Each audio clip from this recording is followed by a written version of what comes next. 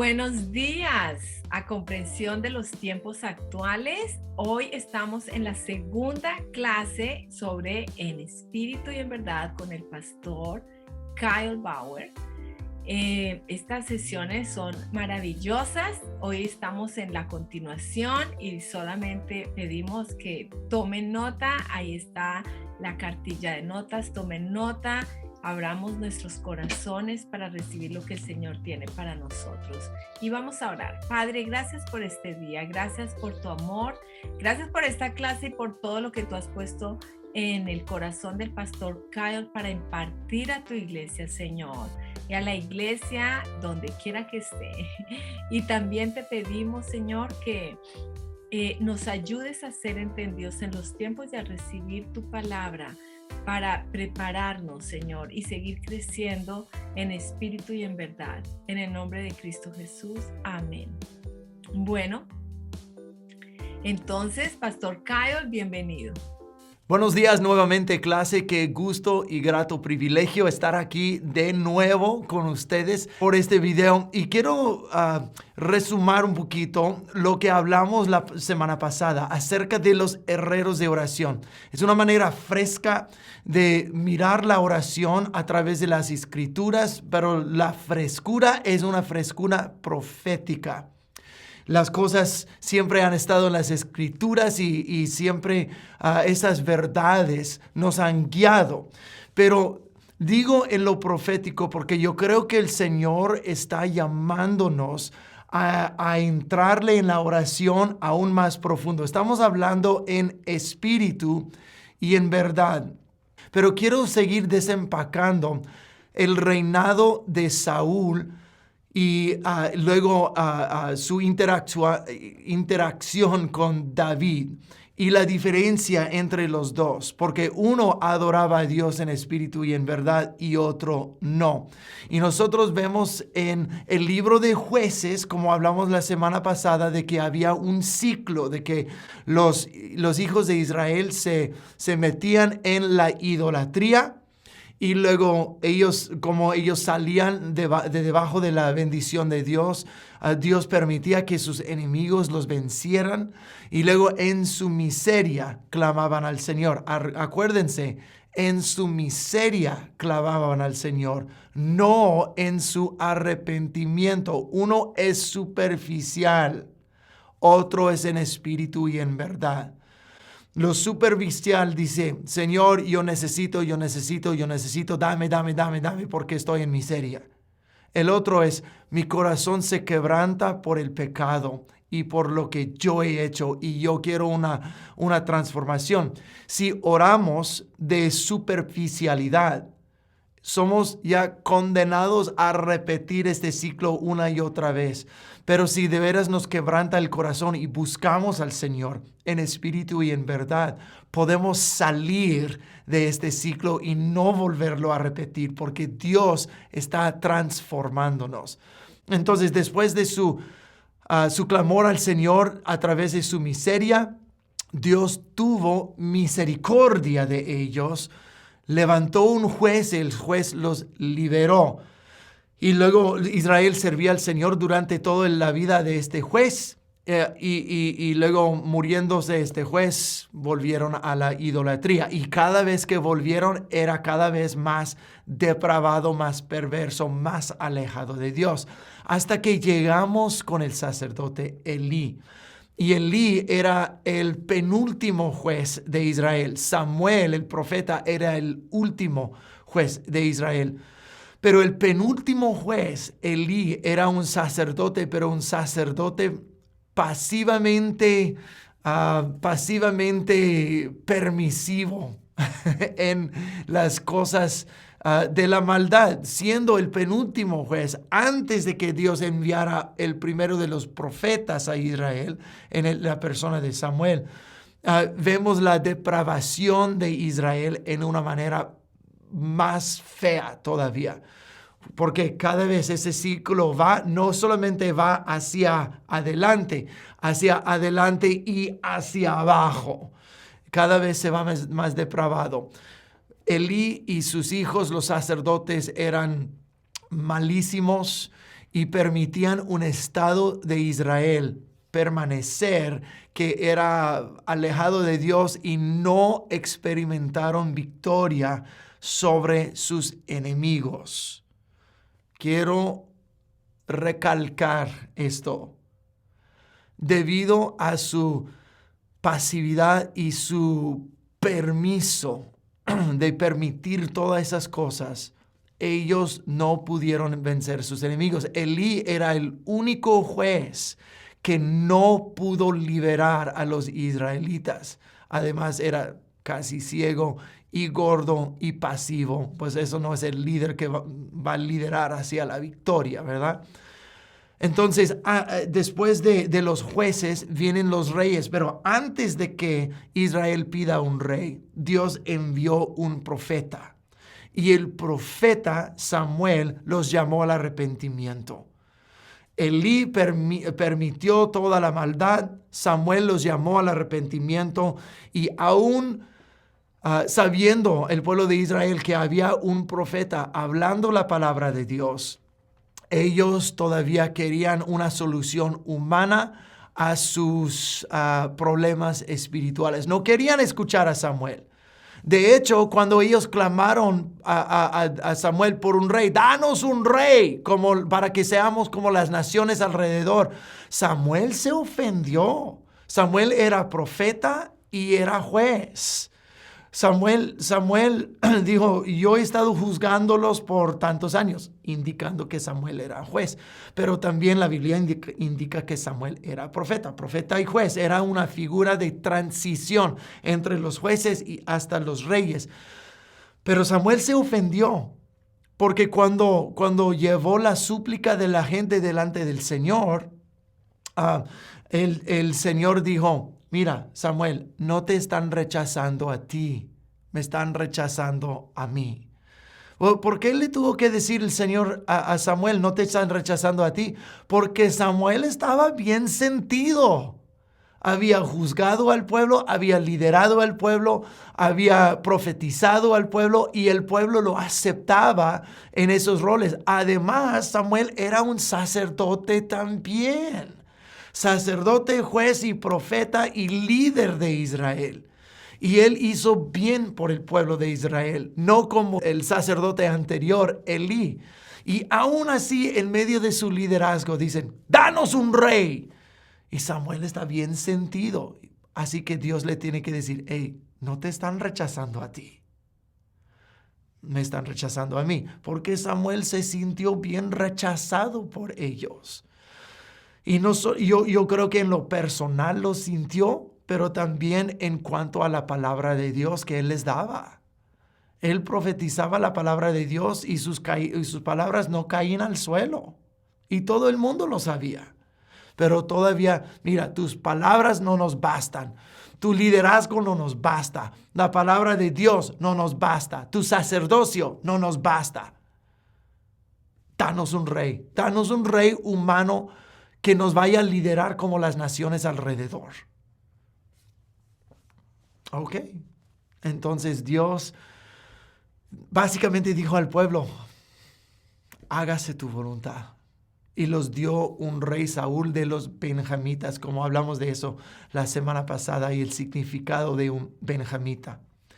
Ahora, durante el reinado de Saúl, por la mayoría del reinado, Samuel aún vivía y profetizaba a Saúl, por lo menos por la mitad de su reinado, sino más. Y en 1 Samuel capítulo 13 es el versículo bíblico que nos está guiando durante todo este estudio. 1 Samuel 13, versículos 17 al 22. Dice, ahora no había herreros en la tierra de Israel en estos días. Los filisteos no los permitían por miedo a que forjaran espadas y lanzas para los hebreos.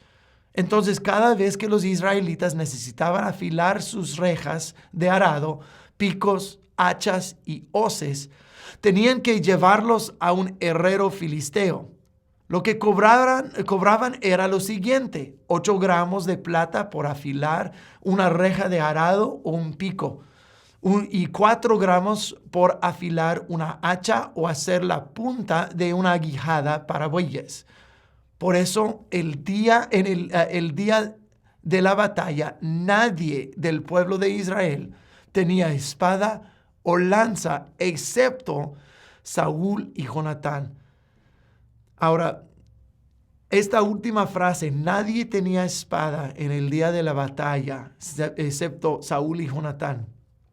Vamos a ver esto en la semana entrante, cuando se enfrenta Israel con Goliat. Y vamos a desmenuzar esto un poquito allá en esta semana. Pero no habían armas ni herreros en Israel en aquel momento.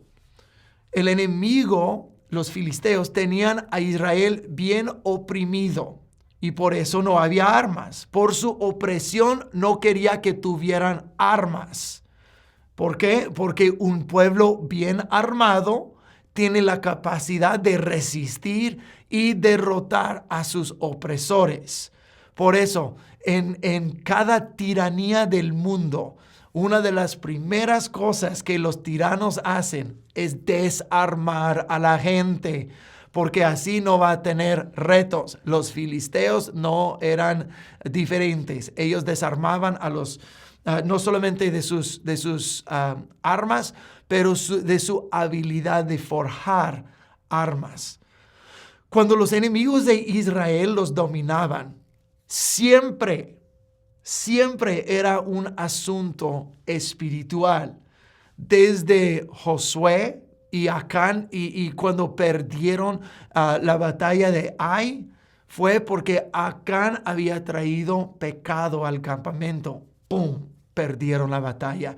En el libro de los jueces, como hemos dicho varias veces, vez tras vez, pierden sus batallas y son oprimidos por sus enemigos por su infidelidad a Dios. Ahora estamos con Saúl, el primer rey de Israel. Ya transicionamos de los jueces hasta los reyes. Y Saúl, bajo su reinado, todavía, aunque él es rey de Israel, todavía no los ha liderado en una victoria total. Y no vemos esto hasta David, el hombre conforme al corazón de Dios. Es obvio que Saúl no era un hombre conforme al corazón de Dios, y así no pudieron por completo salir de debajo de la opresión de los filisteos.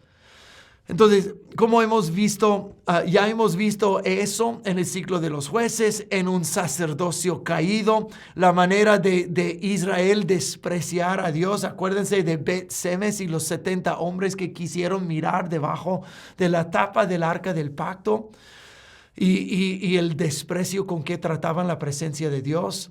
Lo vimos en la petición para un rey humano para solucionar problemas espirituales, y el rechazo del mensaje de Dios por Samuel. Entonces, cada vez que no había armas y había opresión con los israelitas o de los israelitas de sus enemigos, siempre era por un asunto espiritual. Y eso debe hablarnos mucho a nosotros mismos en nuestras vidas actuales hoy. Cuando estamos sufriendo pérdida en la vida, uno puede mirar áreas de pecado en nuestras vidas. Ahora, eso no es decir si estás sufriendo o si estás llevando una tribulación, automáticamente significa que eres un pecador. Porque la Biblia es bien clara de que en esta vida tendremos tribulaciones, tendremos tentaciones, tendremos tragedias, tendremos persecuciones. Como Job, sus amigos, ¿se acuerdan del libro de Job? Sus amigos querían decirle, mira, todo eso te está pasando porque eres bien vil y pecador. Y Job mantuvo su inocencia delante del Señor. Pero no estoy hablando de esto, estoy hablando de que cuando se siente que no podemos avanzar en la vida, andamos en depresión, andamos en ansiedades, andamos en ciclos de pecado y no podemos avanzar en alguna área, no estamos entregándonos totalmente al Señor y estamos en la misma pauta que los israelitas en el libro de los jueces. Y Dios quiere romper este ciclo y esta pauta.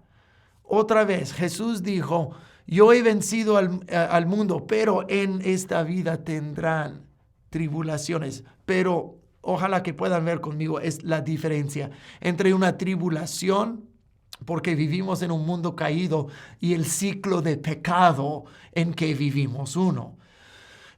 Con el rey Saúl, él seguía el mismo ciclo, la misma pauta que los jueces anteriores, oprimidos, y él no pudo lograr algunas victorias, pero no toda la victoria, porque él seguía en esta pauta de desobediencia.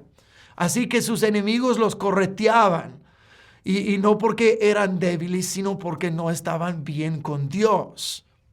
Ahora, hay un vínculo directo entre la infidelidad de Israel y su falta de armas. Mira lo que dice en el libro de Jueces, capítulo 5, versículo 8. Ahora, eso fue durante la juez Débora. Y ella logró una victoria para Israel. Y ella hizo un canto, y parte de su canto fue así. Escucha bien, porque eso es bien interesante. Dice, cuando escogían dioses nuevos, la guerra estaba a las puertas. ¿Por qué estaba la guerra a las puertas? Porque Israel escogió nuevos dioses. Su idolatría invitó un ejército de sus enemigos. Un ejército del infierno viene en nuestra contra cuando estamos bien permisivos del pecado en nuestras vidas. Ahora Débora sigue cantando. Dice, cuando escogían dioses nuevos, la guerra estaba a las puertas y no se veía ni lanza ni escudo entre 40,000 en Israel. No solamente su pecado permitía que avanzaban los enemigos en su contra, pero eran desarmados totalmente. O sea, eran espiritualmente incapaces de tratar con el infierno en su vida. Esa es una gran lección para nosotros. Cuando estamos permitiendo el pecado en nuestras vidas, estamos desarmados.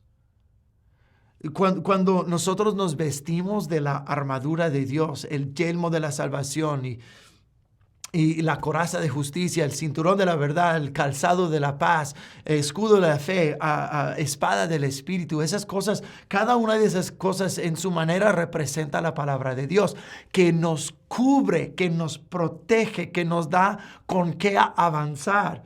Pero cuando desechamos la palabra de Dios y nos vestimos de otra cosa, nos vestimos de pecado, estamos viviendo a través de la carne en vez de a través del Espíritu. No estamos viviendo en espíritu y en verdad, estamos viviendo en mentira y carnalidad. Estamos totalmente indefensos y desarmados delante del enemigo. El enemigo quiere hacernos tropezar hacia el pecado, no para que se pueda reír de nosotros, sino que Él sabe que cuando nos metemos en el pecado, Él nos puede desarmar y puede hacer su manera con nosotros. Y cuando oramos, cuando hacemos guerra espiritual, encontraremos que nuestra alma no está bien, la conciencia no está bien, nuestra vida espiritual no está bien y estamos desarmados. Y Él puede lograr una victoria, no porque Él sea más poderoso que nosotros y mucho menos más poderoso que Jesús, pero que ya hemos colocado en el suelo nuestra armadura y nuestras armas. Como cantó Débora, cuando escogían dioses nuevos, la guerra estaba a las puertas y no se veía ni lanza ni escudo entre 40,000 en Israel. La desobediencia de Saúl era bien grande, pero habían 2 veces que Saúl desobedeció en sus sacrificios. Y en sus sacrificios y su desobediencia nunca pudo vencer a sus enemigos. Y además en su desobediencia perdió su reinado. Entonces, el sacrificio de Saúl, que él desobedeció al Señor, desechó su palabra para hacer su propia cosa, y eso es una enseñanza totalmente diferente que un día me gustaría hacer con ustedes. Pero el sacrificio de Saúl era porque temía al hombre. Su ejército le estaba abandonando. Samuel no llegaba lo suficiente rápido para ofrecer el sacrificio, y Saúl ofreció el sacrificio para inspirar a sus tropas no abandonarlo. La segunda vez que Saúl desobedeció con sus sacrificios fueron con los amalecitas, otra vez por temor al hombre, porque la palabra de Dios fue de aniquilar a los amalecitas, hombres, mujeres y niños y todos los animales. Pero los soldados comenzaron a murmurar, dice, hey, ¿por qué estamos destruyendo los animales? Y dice la Biblia que Saúl dijo a Samuel, yo temía la voz de mis soldados. Entonces yo permití que se quedaran con los animales buenos, que era una contradicción a la palabra de Dios. Cuando se permite el espíritu de Saúl en la vida de uno, ese mismo espíritu de rebeldía, de desconfianza, cuando se permite el temor al hombre que gobierna nuestras decisiones, cuando Dios es algo nada más de suerte y un talismán para nosotros, para consultarlo solo cuando hay problemas, como hablamos la semana pasada. Cuando intentamos acercarnos a Dios no en espíritu y en verdad, sino en mentira y carnalidad, o egoísmo y carnalidad, siempre resulta en la pérdida del poder y autoridad y nuestras armas. Y muchas personas son espiritualmente débiles y ahora parece que el mundo nos vence. Pero eso es un llamado profético al cuerpo de Cristo, a desechar el pecado, enfocarse en el Señor, volver a poner la armadura de Dios y colocar o llevar las armas del Espíritu, y con una conciencia limpia delante del Señor, tener tus armas y ahora interceder, orar fuerte en espíritu y en verdad. Y a veces nosotros tenemos que volver a forjar estas armas que se han perdido o armas que no se han utilizado por mucho tiempo. Ahora, fue hace casi exactamente un año de ahora. Esta grabación es el 10 de noviembre de 2021. Y fue hace casi exactamente un año, noviembre de 2020, que estuve en un tiempo de oración. Y el Señor comenzó a hablar conmigo y me dijo algo tan raro, algo en que casi no había pensado en toda mi vida, algo tan inesperado. Entonces estoy sentado en la presencia del Señor y me dice estas palabras. Dijo, tú eres un Smith. Ahora, en inglés, Smith es un apellido. Mi apellido no es Smith, mi apellido es Bauer. Y en inglés, Smith significa herrero. Tal vez alguien que está mirándonos ahora se apellida Herrera. Tú eres en inglés, un Smith o un herrero. Eso es de donde es la etimología del apellido Herrera. Es un herrero. Entonces me dijo, tú eres un Smith, un herrero. Y me quedé pensando, dije, pues eso no es mi apellido es Bauer. Y luego se me ocurrió de que sí tengo el apellido Smith entre mis antepasados. Mi abuela materna, su apellido de soltera era Smith. Y dije, pues es algo que obviamente yo sabía eso, pero en mi vida no lo había pensado, no lo había tomado a pecho. porque es un apellido un poco retirado en mi descendencia, pero es parte de mí. Y me dije, tú eres un Smith. Y luego me llevó a este pasaje bíblico de que hemos leído esas 2 semanas pasadas, 1 Samuel 13:19, de que en este tiempo no habían herreros en Israel. Y como se lee en inglés, no habían smiths o blacksmiths en Israel en aquel momento. Y el Señor comenzó a hablar conmigo de que la habilidad de orar y forjar armas en la oración se está perdiendo. Y que Dios quiere que yo y mi familia y mi iglesia y los que están escuchando en esos momentos alrededor de los Estados Unidos y alrededor de Latinoamérica, nosotros somos herreros de oración.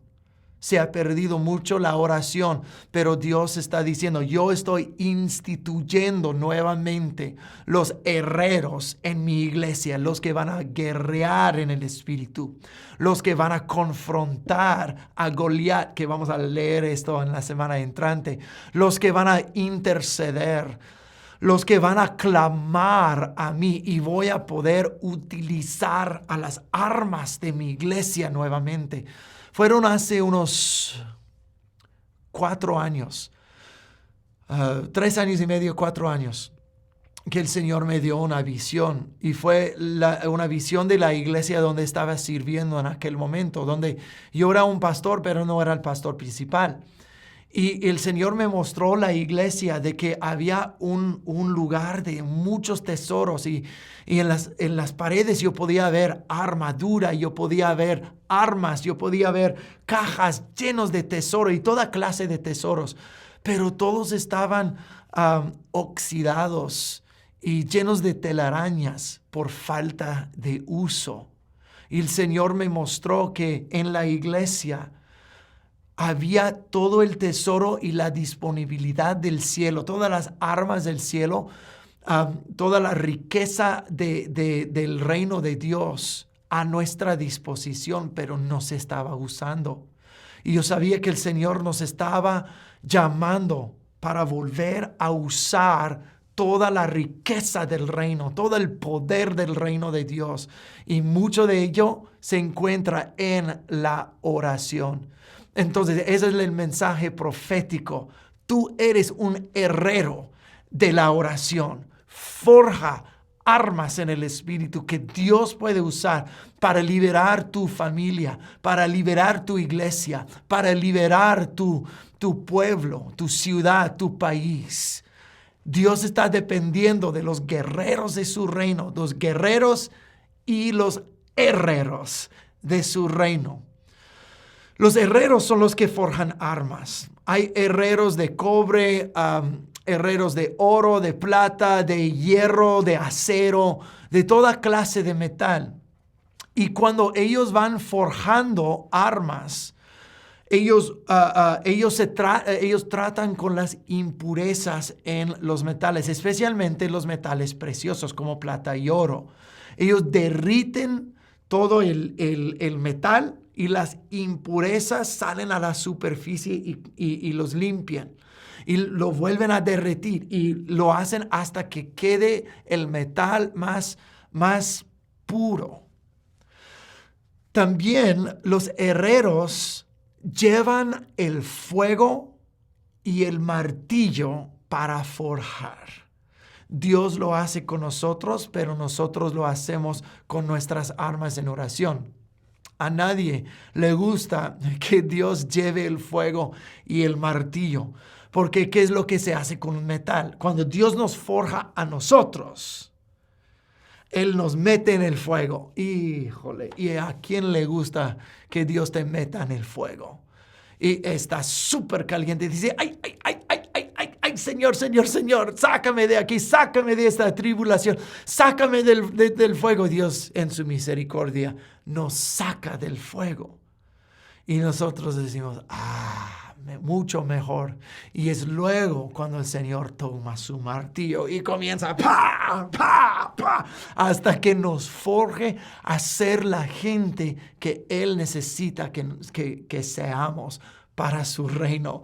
A nadie le gusta eso, pero es la manera del reino de Dios. Él nos está forjando para ser sus herreros y guerreros. Y luego nosotros hacemos lo mismo. Nosotros a través de la oración, fuego y martillo, estamos forjando nuestra habilidad de interceder, nuestra conciencia en pureza. Estamos forjando todo lo que es una vida espiritual, donde tenemos la fuerza espiritual para derrotar al enemigo. Los herreros afilan herramientas. Ellos afilan las herramientas de otros y luego arman a la gente en la batalla. Ahora, quiero que escuchen esto, porque nosotros 2 veces yo he leído esa parte de la Escritura y tal vez tú hayas pensado, ¿por qué estará el pastor leyendo esto? Que cuando los israelitas tenían que afilar sus hoces o sus hachas o sus arados, tenían que ir a los filisteos. Oh, escúchenme, pueblo de Dios. En eso hay una gran lección. Les costó plata para que los filisteos pudiesen afilar sus herramientas. ¿Cuántas veces la iglesia de Cristo Jesús se acerca al mundo para afilar sus vidas? No pasamos suficiente tiempo con el Señor, no leemos su palabra lo suficiente, no escuchamos lo suficiente de su Espíritu Santo. Y nosotros pasamos tiempo en las redes sociales, pasamos tiempo en la televisión, pasamos tiempo en la política.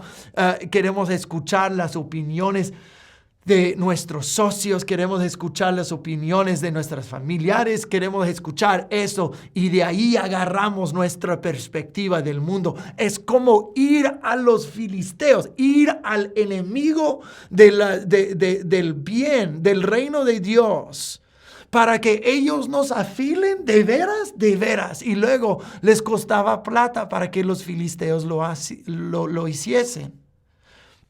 Cada vez que vamos con el mundo y ellos nos afilan, ellos quitan algo de nosotros y nos cuesta a nosotros.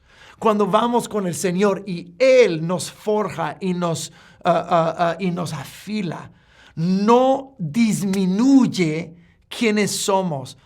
Pero ¿por qué la iglesia irá afuera de la palabra de Dios o afuera de la compañerismo de la familia de Dios para ser afilados por otras cosas?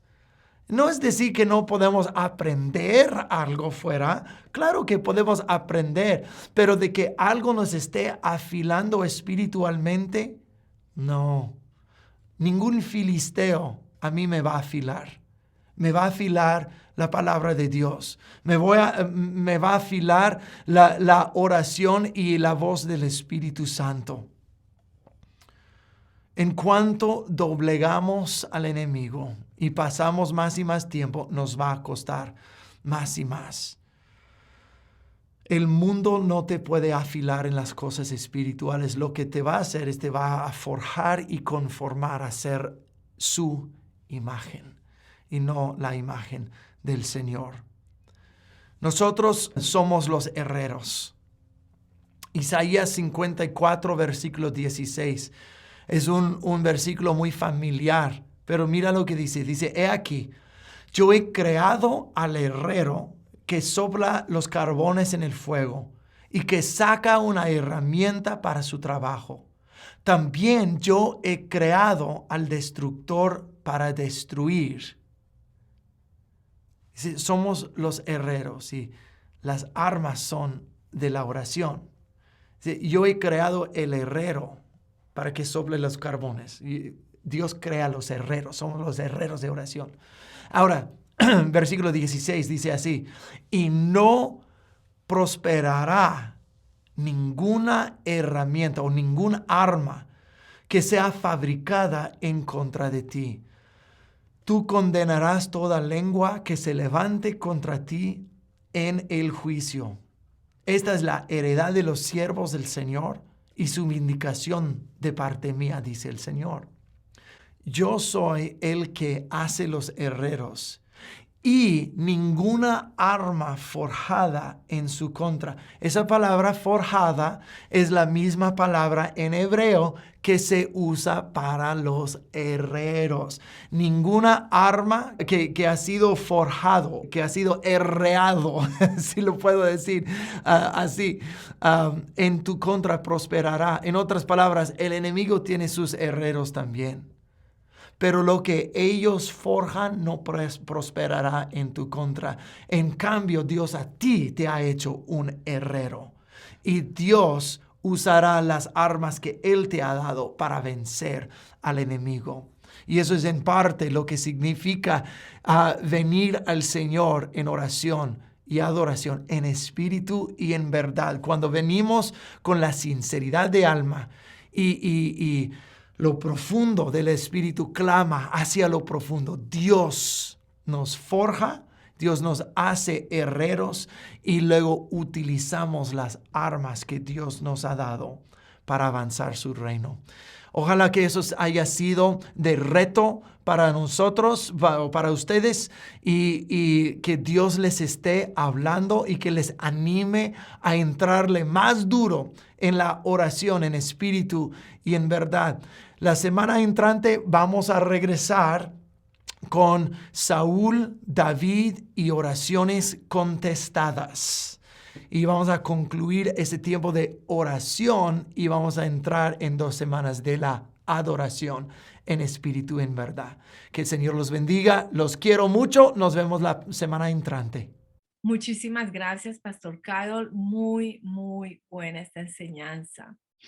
Definitivamente tenemos muchísimo para practicar y para aplicar en nuestras vidas y que sea el Señor entrando a lo más profundo de nuestros corazones. Yo creo que el Señor quiere sacar y cosas y entrar a lo más profundo de nuestro corazón para que nosotros crezcamos y seamos fortalecidos en Él. Y estas enseñanzas pues son para eso. Venimos con corazones abiertos para seguir aprendiendo y permitirle al Espíritu Santo que nos siga enseñando. Entonces, que el Señor les bendiga. Nos vemos la próxima semana.